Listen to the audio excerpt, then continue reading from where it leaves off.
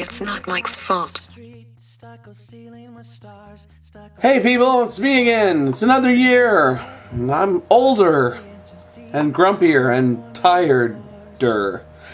Anyway, I wasn't sure I was going to make any of these, and maybe this is the only one, but I'm doing it day one. Here it is. This is Friday. I saw a few things today. First off, if you've got one of these really nice Fender cases that's the square rectangular type, like for your Telly or your Strat or whatever, these are kind of groovy. You put them in your case, and when you take the case open, take your guitar out, you prop it open on its side, put that little guy on top, and they make them to match the interior of these cases. 26 bucks. And if you like George L's cables, I've got some of those. I've had some issues with them in the past here and there. There's this other guy that's invented another kind that uses a more thick cable, and they're a lot more substantial plugs. That one's actually a spark plug one, but then there's a normal one as well. And if you're like me and you go through cables like crazy, or like our guitar lab at our school, they're selling like a whole box full of 50 plugs at a time, which is pretty groovy. And then we saw this thing called Bodybeat. You're wondering what in the heck those little things are that are vibrating and whatnot. But they're basically little wireless devices that are metronomes, and they can all synchronize to each other. There can be like one that's the brain, and it runs all the rest. And instead of you hearing a click or something in your ear, it just vibrates on your shirt or whatever, and you get to like feel the beat. So I'm curious to see whether we can work that into the things that we do.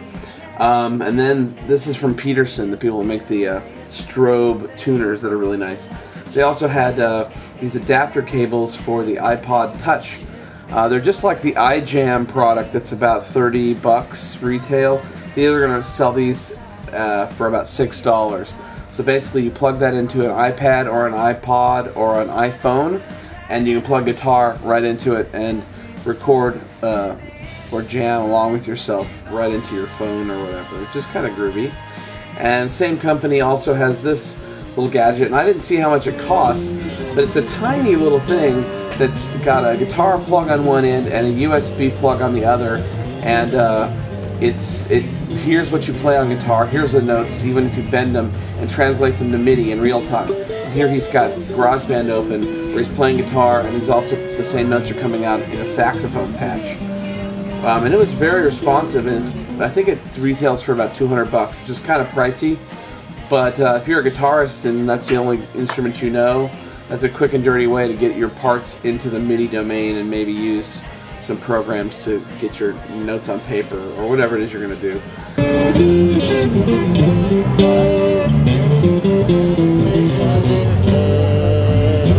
Then Gretsch had a stand. They had this really awesome kit that's like a 57 Chevy, and it was really beautiful. So here you get to look at it, and it had the chrome logo on there and the stripes. It even had a matching throne. Pretty. And then I saw this crazy company called Ion. I've seen this stuff before. It's stuff that you'd see, you know, at Fry's or on like geeks.com or whatever. And they had a few different iPad products, which is kind of more interesting than your standard, like, you know, put an iPhone or iPod in the thing and do speakers, because you could like watch a movie or listen to your music with speakers. And they had a little thingy that's like 50 bucks that you can put your old cassette tapes into it, and it has a little cassette tape mechanism that goes right to USB and dumps into the computer automatically with software, so you can just keep feeding it tapes and feeding it tapes, and it'll output audio for you. And then they also, apparently they were the ones to actually bring this to market, or they're about to. But when the iPad first came out, I saw what I thought was probably a joke. I guess it started as a joke online, where they showed an iPad and this little arcade device that traps around it. But they really are going to release this in the next few weeks, they said, and it'll charge your iPad and probably give you connectivity, but it's also like a miniature arcade game with a joystick and arcade-style buttons, so you can play, you know, Asteroids or whatever. Kind of cool.